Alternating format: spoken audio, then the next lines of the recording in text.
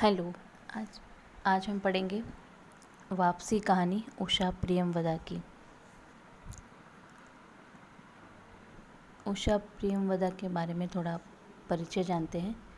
उषा प्रियमवदा का जन्म 24 दिसंबर 1930 को हुआ था। जन्मभूमि इनकी कानपुर उत्तर प्रदेश और कर्म क्षेत्र इनका जो था उपन्यासकार और कहानीकार हैं। ये मुख्य रचनाएं इनकी ज़िंदगी और गुलाब के फूल, एक कोई दूसरा, 55 खंबे, लाल दीवारें आदि।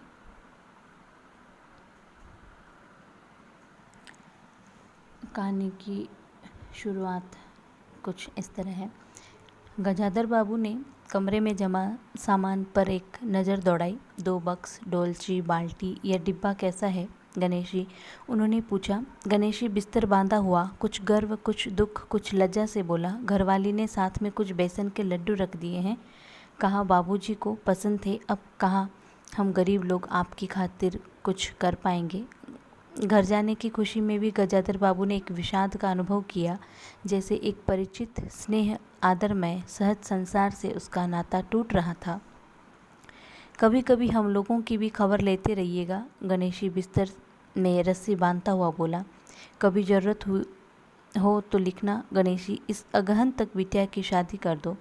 गणेशी ने अंगोछे के छोर से आंखें पोंछी। अब आप लोग सहारा न देंगे तो कौन देगा? आप यहाँ रहते तो शादी में कुछ हौसला रहता। गजाधर बाबू चलने को तैयार बैठे थे। रेलवे क्वार्टर का वह कमरा जिसमें उन्होंने कितने वर्ष बिताए थे, उनका सामान हट जाने से कुरूप और नग्न लग रहा था। आंगन में रोपे पौधे भी जान पहचान के लोग ले गए थे और जगह जगह मिट्टी बिखरी हुई थी, पर पत्नी बाल बच्चों के साथ रहने की कल्पना में यह बिछोह एक दुर्बल लहर की तरह उठकर विलीन हो गया। गजाधर बाबू खुश थे। 45 साल की नौकरी के बाद वह रिटायर होकर जा रहे थे। इन वर्षों में अधिकांश समय उन्होंने अकेले ही रहकर काटा था। उन अकेले क्षणों में उन्होंने इसी समय की कल्पना की थी जब वह अपने परिवार के साथ रह सकेंगे। इसी आशा के सहारे वे अपने अभाव का बोझ ढो रहे थे। संसार की दृष्टि से उनका जीवन सफल कहा जा सकता था। उन्होंने शहर में एक मकान बनवा लिया था। बड़े लड़के अमर और लड़की कांति की शादियां कर दी थी। 2 बच्चे ऊंची कक्षाओं में पढ़ रहे थे। गजाधर बाबू नौकरी के कारण प्राय छोटे स्टेशनों पर रहे और उनके बच्चे तथा पत्नी शहर में, जिससे पढ़ाई में बाधा न हो। गजाधर बाबू स्वभाव से ही बहुत स्नेही व्यक्ति थे और स्नेह के आकांक्षी भी। जब परिवार साथ था, ड्यूटी से लौटकर बच्चों से हंसते बोलते, पत्नी से कुछ मनोविनोद करते। उन सबके चले जाने से उनके जीवन में गहन सूनापन भर उठा। खाली क्षणों में उनसे घर में टिका न जाता। कवि प्रकृति के न होने पर भी उन्हें अपनी पत्नी की स्नेहपूर्ण बातें याद आती रहती। दोपहर में गर्मी होने पर भी 2 बजे तक आग जलाए रहती और स्टेशन से वापस आने पर गरम गरम रोटियां सेकती। उनके खा चुकने और मना करने पर भी थोड़ा सा कुछ और थाली में परोस देती और बड़े प्यार से आग्रह करती। जब वह थके हारे से बाहर से आते तो उनकी आहट पा वह रसोई के द्वार पर निकल आती और उनकी सल्लज आंखें मुस्कुरा उठती। गजाधर बाबू को तब हर छोटी बात भी याद आती और उदास हो उठते। अब कितने वर्षों बाद वह अवसर आया था जब वह फिर उसी स्नेह और आदर के मध्य रहने जा रहे थे। टोपी उतारकर गजाधर बाबू ने चारपाई पर रख दी। जूते खोलकर नीचे खिसका दिए। अंदर से रह रहकर कहकहों की आवाज़ आ रही थी। इतवार का दिन था और उनके सब बच्चे इकट्ठे होकर नाश्ता कर रहे थे। गजाधर बाबू के सूखे होठों पर स्निग्ध मुस्कान आ गई। उसी तरह मुस्कुराते हुए वह बिना खांसे हुए अंदर चले गए। उन्होंने देखा कि नरेंद्र कमर पर हाथ रखे शायद रात की फिल्म में देखे गए किसी नृत्य की नकल कर रहा था और बसंती हंस हंस कर दोहरी हो रही थी।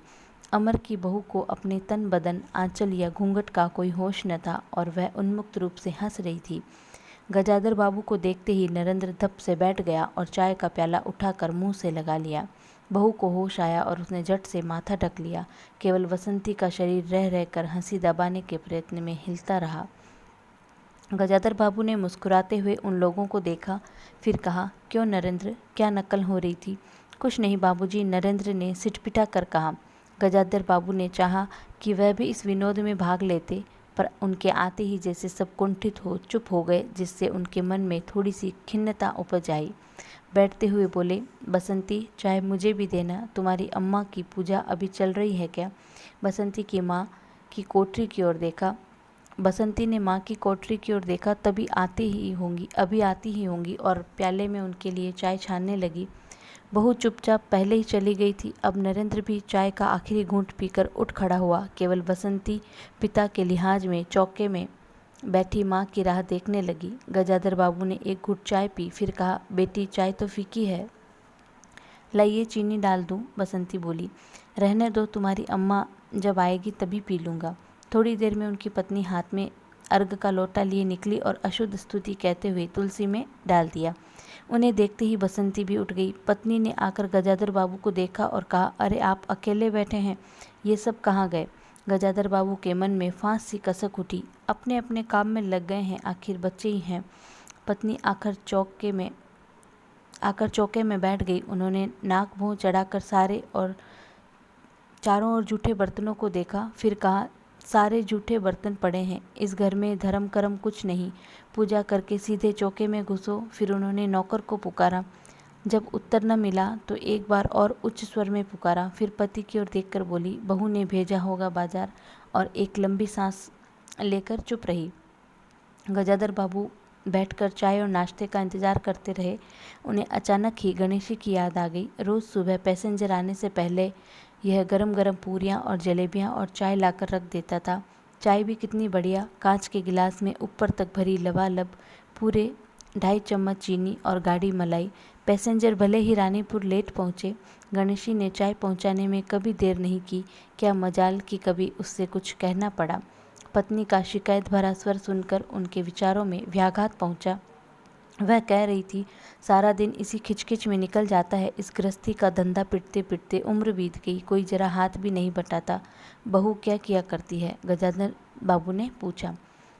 पड़ी रहती है, बसंती को तो कहेगी कि कॉलेज जाना होता है। गजाधर बाबू ने जोश में आकर बसंती को आवाज़ दी। बसंती भाभी के कमरे से निकली तो गजाधर बाबू ने कहा, बसंती आज से शाम का खाना बनाने की जिम्मेदारी तुम पर है, सुबह का भोजन तुम्हारी भाभी बनाएगी। बसंती मुंह लटकाकर बोली, बाबूजी पढ़ना भी तो होता है। गजाधर बाबू ने प्यार से समझाया, तुम सुबह पढ़ लिया करो, तुम्हारी माँ बूढ़ी हुई, अब वह शक्ति नहीं बची है। तुम हो, तुम्हारी भाभी है, दोनों को मिलकर काम में हाथ बटाना चाहिए। बसंती चुप रह गई। उसके जाने के बाद उसकी माँ ने धीरे से कहा, पढ़ने का तो बहाना है, कभी जी ही नहीं लगता, लगे कैसे? शीला से ही फुर्सत नहीं, बड़े बड़े लड़के हैं उस घर में, हर वक्त वहाँ घुसा रहना मुझे नहीं सुहाता, मना करूँ तो सुनती नहीं। घर में गजाधर बाबू के रहने के लिए कोई स्थान न बचा था। जैसे किसी मेहमान के लिए कुछ अस्थायी प्रबंध कर दिया जाता है, उसी प्रकार बैठक में कुर्सियों को दीवार से सटका कर बीच में गजाधर बाबू के लिए पतली सी चारपाई डाल दी गई थी। गजाधर बाबू उस कमरे में पड़े पड़े कभी कभी अनायास ही इस अस्थायित्व का अनुभव करने लगते। उन्हें याद आती उन रेलगाड़ियों की जो आती और थोड़ी देर रुक कर किसी और लक्ष्य की ओर चली जाती। घर छोटा होने के कारण बैठक में ही अब वह प्रबंध किया गया था। उनकी पत्नी के पास अंदर एक छोटा कमरा अवश्य था, पर वह एक और अचारों के मर्तबान, दाल चावल के कनस्तर और घी के डिब्बों से घिरा था। दूसरी ओर पुरानी रजाइयाँ दरियों में लिपटी और रस्सी से बंधी रखी थी। उनके पास एक बड़े से टीन के बक्स में घर भर के गर्म कपड़े थे। बीच में एक अलगनी बंधी हुई थी जिस पर प्राय बसंती के कपड़े लापरवाही से पड़े रहते थे। वह अक्सर उस कमरे में नहीं जाते थे। घर का दूसरा कमरा अमर और उसकी बहू के पास था। तीसरा कमरा जो सामने की ओर था, बैठक था। गजाधर बाबू के आने से पहले उसमें अमर के ससुराल से आया बेंत का 3 कुर्सियों का सेट पड़ा था। कुर्सियों पर नीली गद्दियाँ और बहू के हाथों के कड़े कुशन थे। जब कभी उनकी पत्नी को कोई लंबी शिकायत करनी होती तो अपनी चटाई बैठक में डालकर पड़ जाती थी। वह एक दिन चटाई लेकर आ गई और तो गजाधर बाबू ने गृहस्थी की बातें छेड़ी। वह घर का रवैया देख रहे थे। बहुत हल्के से उन्होंने कहा कि अब हाथ में पैसा कम रहेगा, कुछ खर्चा कम करना चाहिए। सभी खर्च तो वाजिब हैं, न मन का पहना न ओढ़ा। गजाधर बाबू ने आहत विस्मित दृष्टि से पत्नी को देखा। उनसे अपनी हैसियत छिपी न थी। उनकी पत्नी तंगी का अनुभव कर उसका उल्लेख करती, ये स्वाभाविक था, लेकिन उनमें सहानुभूति का पूर्ण अभाव गजाधर बाबू को बहुत खटका। उनसे राय बात की जाती कि प्रबंध कैसे हो तो उन्हें चिंता कम संतोष अधिक होता, लेकिन उनसे तो केवल शिकायत ही की जाती थी, जैसे परिवार की सब परेशानियों के लिए वही जिम्मेदार थे। तुम्हें किस बात की कमी है? अमर की माँ, घर में बहू है, लड़के बच्चे हैं, सिर्फ रुपए से ही आदमी अमीर नहीं होता, गजाधर बाबू ने कहा और कहने के साथ ही अनुभव किया यह उनकी आंतरिक अभिव्यक्ति थी, ऐसी कि उनकी पत्नी नहीं समझ सकती। हाँ, बड़ा सुख है ना बहू से, आज रसोई करने गई है, देखो क्या होता है, कहकर पत्नी ने आंखें मूंदी और सो गई। गजाधर बाबू बैठे हुए पत्नी को देखते रह गए। यही थी क्या उनकी पत्नी, जिनके हाथों के कोमल स्पर्श, जिसकी मुस्कान की याद में उन्होंने संपूर्ण जीवन काट दिया था। उन्हें लगा कि वह लावण्यमयी युवती जीवन की राह में कहीं खो गई और उनकी जगह आज जो स्त्री है वह उनके मन और प्राणों के लिए नितांत अपरिचिता है। गाढ़ी नींद में डूबी उनकी पत्नी का भारी शरीर बहुत बेडौल और कुरूप लग रहा था, श्रीहीन और रूखा था। गजाधर बाबू देर तक निस्वंग दृष्टि से अपनी पत्नी को देखते रहे और फिर लेटकर छत की ओर ताकने लगे। अंदर कुछ गिरा और उनकी पत्नी हड़बड़ा कर उठ बैठी। लो, बिल्ली ने कुछ गिरा दिया शायद, और यह कहकर अंदर भागी। थोड़ी देर में लौटकर आई तो उनका मुंह फूला हुआ था। देखो बहू को चौका खुला छोड़ आई, बिल्ली ने दाल की पतीली गिरा दी। सभी खाने को है, अब क्या खिलाऊंगी? वह सांस लेने को रुकी और बोली, एक तरकारी और 4 पराठे बनाने में सारा डिब्बा घी उड़ेल कर रख दिया। जरा सा दर्द नहीं है, कमाने वाला हाड़ तोड़े और ये चीज़ें लूटे। मुझे तो मालूम था कि ये सब काम किसी के बस का नहीं है। गजाधर बाबू को लगा कि पत्नी कुछ और बोलेगी तो उनका कान झंझना उठेंगे। होठ बीचे करवट लेकर उन्होंने पत्नी की ओर पीठ कर ली। रात का भोजन बसंती ने जानबूझकर ऐसा बनाया था कि कौर तक निकला न जा सके। गजाधर बाबू चुपचाप खाकर उठ गए, पर नरेंद्र थाली सरकाकर उठ खड़ा हुआ और बोला, मैं ऐसा खाना नहीं खा सकता। बसंती तुनक कर बोली, तो न खाओ, कौन तुम्हारी खुशामद कर रहा है? तुमसे खाना बनाने को किसने कहा था? नरेंद्र चिल्लाया। बाबूजी ने। बाबूजी को बैठे बैठे यही सूझता है। बसंती को उठाकर माँ ने नरेंद्र को मनाया और अपने हाथ से कुछ बनाकर खिलाया। गजाधर बाबू ने बाद में पत्नी से कहा, इतनी बड़ी लड़की हो गई और उसे खाना बनाने तक का शऊर नहीं आया। अरे आता सब कुछ है, करना नहीं चाहती, पत्नी ने उत्तर दिया। अगली शाम माँ को रसोई में देखकर कपड़े बदलकर बसंती बाहर आई तो बैठक में गजाधर बाबू ने टोक दिया, कहाँ जा रही हो? पड़ोस में शीला के घर, बसंती ने कहा। कोई ज़रूरत नहीं है, अंदर जाकर पढ़ो, गजाधर बाबू ने कड़े स्वर में कहा। कुछ देर अनिश्चित खड़े रहकर बसंती अंदर चली गई। गजाधर बाबू शाम को रोज़ टहलने चले जाते। लौट कर आए तो पत्नी ने कहा, क्या कह दिया बसंती से? शाम से मुंह लपेटे पड़ी है, खाना भी नहीं खाया। गजाधर बाबू खिन्न हो गए। पत्नी की बात का उन्होंने उत्तर नहीं दिया और उन्होंने मन में निश्चय कर लिया कि बसंती की शादी जल्द ही कर देनी है। उस दिन के बाद बसंती पिता से बची बची रहने लगी। जाने हो तो पिछवाड़े से जाती। गजाधर बाबू ने 2-1 बार पत्नी से पूछा तो उत्तर मिला, रूठी हुई है। गजाधर बाबू को और रोष हुआ। लड़की के इतने मिजाज जाने को रोक दिया तो पिता से बोलेगी नहीं। फिर उनकी पत्नी ने ही सूचना दी कि अमर अलग होने की सोच रहा है। क्यों? गजाधर बाबू ने चकित होकर पूछा। पत्नी ने साफ साफ उत्तर नहीं दिया। अमर और उसकी बहू की शिकायतें बहुत हैं। उनका कहना था कि गजाधर बाबू हमेशा बैठक में ही पड़े रहते हैं, कोई आने जाने वाला हो तो कहीं बिठाने की जगह नहीं। अमर को अब भी वह छोटा सा समझते थे और मौके बेमौके टोक देते थे। बहू को काम करना पड़ता था और सास जब तब फूहड़पन पर ताने देती रहती थी। हमारे आने के पहले भी कभी ऐसी बात हुई थी? गजाधर बाबू ने पूछा। पत्नी ने सिर हिलाकर जताया, नहीं, पहले अमर घर का मालिक बनकर रहता था, बहू को कोई रोक टोक न थी। अमर के दोस्तों का प्राय यहीं अड्डा जमा रहता था और अंदर से चाय नाश्ता तैयार होकर जाता था। बसंती को भी वही अच्छा लगता था। गजाधर बाबू ने बहुत धीरे से कहा, अमर से कहो जल्दबाजी की कोई ज़रूरत नहीं है। अगले दिन सुबह घूमकर लौटे तो उन्होंने पाया कि बैठक में उनकी चारपाई नहीं है। अंदर आकर पूछने वाले ही थे कि उनकी दृष्टि रसोई के अंदर बैठी पत्नी पर पड़ी। उन्होंने कहने को मुंह खोला कि बहू कहाँ है, पर कुछ याद करके चुप हो गए। पत्नी की कोठरी में झाँका तो अचार, रजाइयों और कनस्तरों के मध्य अपनी चारपाई लगी पाई। गजाधर बाबू ने कोट उतारा और कहीं टाँकने के लिए दीवार पर नज़र दौड़ाई, फिर उस पर मोड़कर अलगनी के कुछ कपड़े खिसका कर एक किनारे टांग दिया। कुछ खाए बिना ही अपनी चारपाई पर लेट गए। कुछ भी हो, तन आखिरकार बूढ़ा ही था। सुबह शाम कुछ दूर टहलने अवश्य चले जाते थे, पर आते आते थक जाते थे। गजाधर बाबू को अपना बड़ा सा खुला हुआ क्वार्टर याद आ गया। निश्चित जीवन, सुबह पैसेंजर ट्रेन आने पर स्टेशन पर की चहल पहल, चिर परिचित चेहरे और पटरी पर रेल के पहियों की खटखट जो उनके लिए मधुर संगीत की तरह था। तूफान और डाकगाड़ी के इंजनों की चिंगाड़ उनकी अकेली रातों की साथी थी। सेठ रामजमल की मील के कुछ लोग कभी कभी पास आ बैठते, वह उनका दायरा था, वही उनके साथी। वह जीवन अब उन्हें खोई विधि सा प्रतीत हुआ। उन्हें लगा कि वह जिंदगी द्वारा ठगे गए हैं। उन्होंने जो उसमें से उन्हें एक बूंद भी न मिली।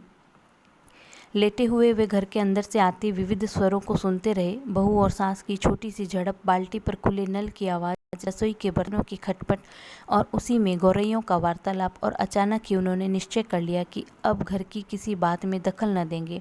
यदि गृह स्वामी के लिए पूरे घर में एक चारपाई की जगह यही है तो यहीं पड़े रहेंगे। अगर कहीं और डाल दी गई तो वहाँ चले जाएंगे। यदि बच्चों के जीवन में उनके लिए कहीं स्थान नहीं तो अपने ही घर में परदेसी की तरह पड़े रहेंगे। और उस दिन के बाद सचमुच गजाधर बाबू कुछ नहीं बोले। नरेंद्र मांगने आया तो उसे बिना कारण पूछे रुपए दे दिए। बसंती काफ़ी अंधेरा हो जाने के बाद भी पड़ोस में रही तो भी उन्होंने कुछ नहीं कहा। पर उन्हें सबसे बड़ा गम यह था कि उनकी पत्नी ने भी उनमें कुछ परिवर्तन लक्ष्य नहीं किया। वह मन ही मन कितना भार ढो रहे हैं इससे वह अनजान बनी रही, बल्कि उन्हें पति के घर के मामले में हस्तक्षेप न करने के कारण शांति ही थी। कभी कभी कह भी उठती, ठीक ही है, आप बीच में ना पड़ा कीजिए, बच्चे बड़े हो गए हैं, हमारा जो कर्तव्य था कर रहे हैं, पढ़ा रहे हैं, शादी कर देंगे। गजाधर बाबू ने आहत दृष्टि से पत्नी को देखा और उन्होंने अनुभव किया कि वह पत्नी व बच्चों के लिए केवल धनोपार्जन के निमित्त मात्र हैं। जिस व्यक्ति के अस्तित्व से पत्नी मांग में सिंदूर डालने की अधिकारी है, समाज में उसकी प्रतिष्ठा है, उसके सामने वह दो वक्त का भोजन की थाली रख देने से सारे कर्तव्यों से छुट्टी पा जाती है। वह घी और चीनी के डब्बों में इतना रमी हुई है कि अब वही उनकी संपूर्ण दुनिया बन गई है। गजाधर बाबू उनके जीवन के केंद्र नहीं हो सकते। उन्हें तो अब बेटी की शादी के लिए भी उत्साह बुझ गया। किसी बात में हस्तक्षेप न करने के निश्चय के बाद भी उनका अस्तित्व उस वातावरण का एक भाग न बन सका। उनकी उपस्थिति उस घर में ऐसी असंगत लगने लगी जैसे सजी हुई बैठक में उनकी चारपाई थी। उनकी सारी खुशी एक गहरी उदासीनता में डूब गई। इतने सब निश्चयों के बावजूद भी गजाधर बाबू एक दिन बीच में दखल दे बैठे। पत्नी स्वभाव अनुसार नौकर की शिकायत कर रही थी, कितना कामचोर है, बाजार की हर चीज़ में पैसा बनाता है, खाना खाने बैठता है तो खाता ही चला जाता है। गजाधर बाबू को बराबर यह महसूस होता रहता कि उनके रहन सहन और खर्च उनकी हैसियत से कहीं ज़्यादा है। पत्नी की बात सुनकर लगा कि नौकर का खर्च बिल्कुल बेकार है, छोटा मोटा काम है, घर में 3 मर्द हैं, कोई न कोई कर ही देगा। उन्होंने उसी दिन नौकर का हिसाब कर दिया। अमर दफ्तर से आया तो नौकर को पुकारने लगा। अमर की बहू बोली, बाबूजी ने नौकर छुड़ा दिया है। क्यों? कहते हैं खर्च बहुत है। यह वार्तालाप बहुत सीधा कासा था, पर जिस टोन में बहू बोली गजाधर बाबू को खटक गया। उस दिन जी भारी होने के कारण गजाधर बाबू टहलने नहीं गए थे। आलस्य में उठकर बत्ती भी नहीं जलाई। इस बात से बेखबर नरेंद्र माँ से कहने लगा, अम्मा तुम बाबूजी से कहती क्यों नहीं? बैठे बिठाए कुछ नहीं तो नौकर ही छुड़ा दिया। अगर बाबूजी ये समझेंगे कि मैं साइकिल पर गेहूँ रख आटा पिसाने जाऊँगा तो मुझसे ये नहीं होगा। हाँ अम्मा, बसंती का स्वर था, मैं कॉलेज भी जाऊँ तो लौटकर घर में झाड़ू भी लगाऊँ, ये मेरे बस की बात नहीं है। बूढ़े आदमी हैं, अमर भुनभुनाया, चुपचाप पड़े रहें, हर चीज़ में दखल क्यों देते हैं? पत्नी ने बड़े व्यंग्य से कहा। और कुछ नहीं सूझा तो तुम्हारी बहू को ही चौके में भेज दिया। वह गई तो 15 दिन का राशन 5 दिन में बना कर रख दिया। बहू कुछ कहे इससे पहले वह चौके में घुस गई। कुछ देर में अपनी कोठरी में आई और बिजली जलाई तो गजाधर बाबू को लेटे देखकर बड़ी सिटपिटाई। गजाधर बाबू की मुख मुद्रा से वह उनके भावों का अनुमान न लगा सकी। वह चुप आंखें बंद किए लेटे रहे। गजाधर बाबू चिट्ठी हाथ में लिए अंदर आए, पत्नी को पुकारा। वह भीगे हाथ लिए निकली और आंचल से पहुँचती हुई पास आ खड़ी हुई। गजाधर बाबू ने बिना किसी भूमिका से कहा, मुझे सेठ रामजीमल की चीनी मिल में नौकरी मिल गई है। खाली बैठे रहने से तो 4 पैसे घर में आए वही अच्छा है। उन्होंने तो पहले ही कहा था, मैंने मना कर दिया था। फिर कुछ रुककर जैसे बुझी हुई आग में एक चिंगारी चमक उठे। उन्होंने धीमे स्वर में कहा, मैंने सोचा था बरसों तुम सबसे अलग रहने के बाद अवकाश पाकर परिवार के साथ रहूँगा। खैर परसों जाना है, तुम भी चलोगी? मैं? पत्नी ने सकपकाकर कहा, मैं चलूँगी तो यहाँ क्या होगा? इतनी बड़ी गृहस्थी, फिर सयानी लड़की। बात बीच में काटकर गजाधर बाबू ने हताश स्वर में कहा, ठीक है तुम यहीं रहो, मैंने तो ऐसे ही कहा था, और गहरे मौन में डूब गए। नरेंद्र ने बड़ी तत्परता से बिस्तर बांधा और रिक्शा बुला लाया। गजाधर बाबू का टीन का बक्स और पतला सा बिस्तर उस पर रख दिया गया। नाश्ते के लिए लड्डू और मठरी की डलिया हाथ में लिए गजाधर बाबू रिक्शा में बैठ गए। एक दृष्टि उन्होंने अपने परिवार पर डाली और फिर दूसरी ओर देखने लगे और रिक्शा चल पड़ा। उनके जाने के बाद सब अंदर लौट आए। बहू ने अमर से पूछा, सिनेमा चलिएगा ना? बसंती ने उछल कर कहा, भैया हमें भी। गजाधर बाबू की पत्नी सीधे चौके में चली गई। बची हुई मठरियों को कटोरदान में रखकर अपने कमरे में ले आई और कनस्तर के पास रख दिया। फिर बाहर आकर कहा, अरे नरेंद्र, बाबूजी की चारपाई कमरे से निकाल दे, उसमें चलने तक को जगह नहीं है। तो ये थी वापसी कहानी।